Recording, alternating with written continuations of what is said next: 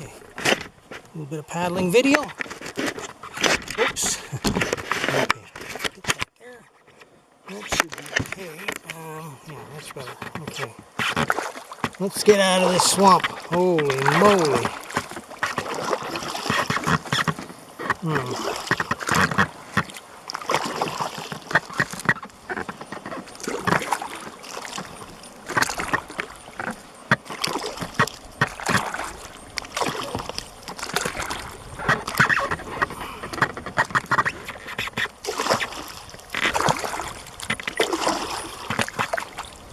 See, I'm following the beaver channel. It's easy to see it because there's not so many lily pads on top of it because the water is deeper. There's two beaver lodges there.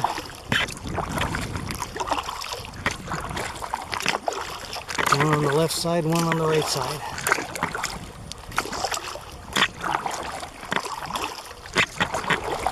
Once I'm moving a bit, there's a makes a bit of breeze and it cools me off.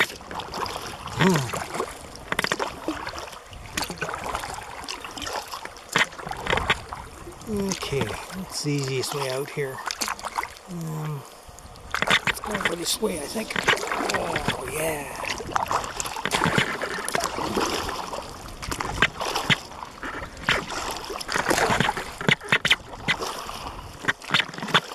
That's a good thing about this little kayak. It can go almost anywhere. Go in 4 inches of water or through these tight channels. It's very easy to handle. It's only 10.5 feet long. I can't say enough good things about these Advanced Elements kayaks. They've taken me so many kilometers, thousands of kilometers, and through the worst kind of rugged places you've ever seen. And through rough waters too. Never let me down. Yeah. There. Almost back out to the main lake. Ooh. I see they have a new model of this kayak out now. They're calling it the Ultralight. But I don't care for it myself. I don't, well, I haven't had one, so I can't really review it or give any honest opinions about it. But this kayak here is 36 pounds. And the ultralight model they built, which is the same, almost the same as this, is 17.5 pounds. So when you take that kind of weight off the kayak, you know you're going to lose some durability. It just makes sense.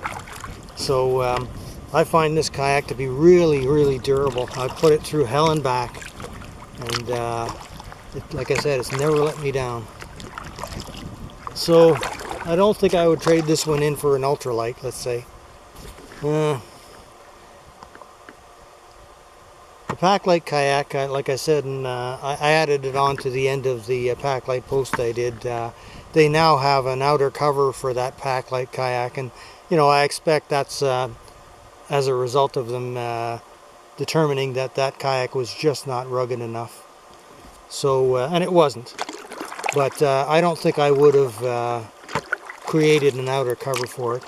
I mean, it's supposed to be a packable kayak that you can take along with you very easily, and having 2 parts to it, you know, just, to me, it doesn't make sense.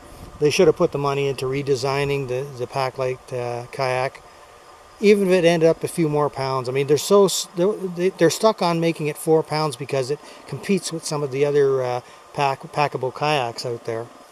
But I would rather have seen a more durable, maybe a few pounds heavier Packlite than having 2 parts to it, an inner part and an outer cover. It just doesn't make sense to me. So I'm not going to find out how good that outer cover is now, because I'm not going to put the money into buying one because it let me down once. So if they send me one for free, I'll try it out, but I'm not going to spend hundreds of dollars on something like that. You can't even buy them up here in Canada. You have to order them down the States, so the exchange and the shipping and everything costs would be crazy. Doesn't make sense. But other than like the other kayaks, like this one I have here, this advanced frame is one of the best kayaks you could come across in the inflatable category. I can't say enough good things about it. It's just amazing. But I have the Dragoon 2 that I use for camping trips. I can put all my gear in the front cockpit, and that's a cross I made between a Dragonfly 2 and a Lagoon 2, and that's an amazing kayak too. I love it for camping trips. Does a fantastic job. Anyways, yeah, I'll be using that double kayak, the Dragoon 2, pretty soon. About a month from now, me and my brother will be going on, well, we're calling it our fall trip, but actually this year it's not really into fall yet. I don't think it's earlier than fall. But my brother took his vacation time earlier this year, and I like that because when we were taking it almost into November, it was getting too cold. Although we did get unbelievable weather last year, but that's not going to hold on. One of these years, we did get a year before that was really miserable. So he moved his vacation time up into September 15th to the 21st. So I think that should be good. Like, we should be getting some fairly decent weather still. Maybe, hopefully not this hot. Holy mackerel. But you never know. When he takes his vacation time, we have to take what we get, because it's not like we can change it at the last minute. So we'll see what the weather brings at that time. I got a long trip planned for that fall trip too, and unless we get really perfect weather, we may have to change that route. But like I said, we'll see. The bugs haven't been too bad. I think it's too hot for the bugs. Because they haven't been too bad at all. Even the deer flies, they're not bothering me at all. There's the odd fly around, but not bad at all. I heard a pack of coyotes last night when I was sleeping. Well, I wasn't sleeping, but before I went to sleep, I heard a pack of coyotes howling in the bush. That's always nice to hear that.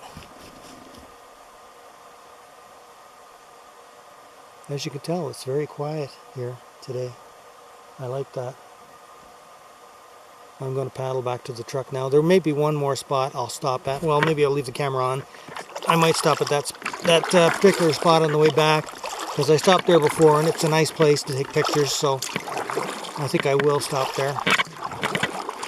Find some shade to sit in, cool off, before I head back and drag the kayak out and put it back in the truck. Although it's shady back there at the launch point. Once I get some speed up, I can feel that breeze. It's nice. Artificial breeze.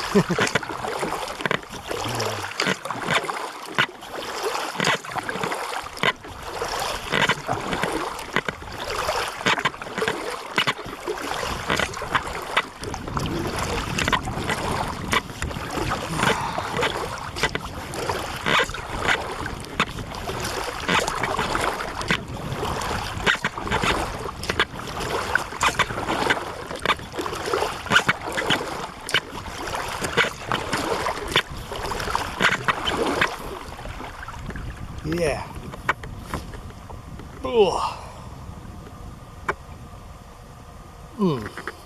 That's nice.